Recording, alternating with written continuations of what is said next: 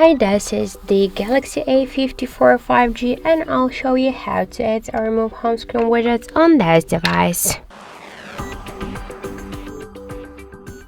So first, we should just hold for a while the empty space on our home screen and then we'll see here widgets icon. Just tap on this icon and after that we'll see here all of the available applications which widgets we can add. For example, we can see that the calendar widget has had 4 different widgets. So just to add one from them, we should just tap on the widget and click to add. Now we'll just add it successfully to our home screen. If you want to just resize it, you should just hold it for a while and after that we can make it bigger or smaller. To move the widgets here on the screen, we should just hold it and drag it to the left or to the right side of our screens.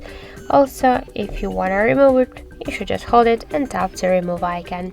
So that's it. Thank you for watching, and if you find this video helpful, don't forget to leave a like, comment and to subscribe our channel.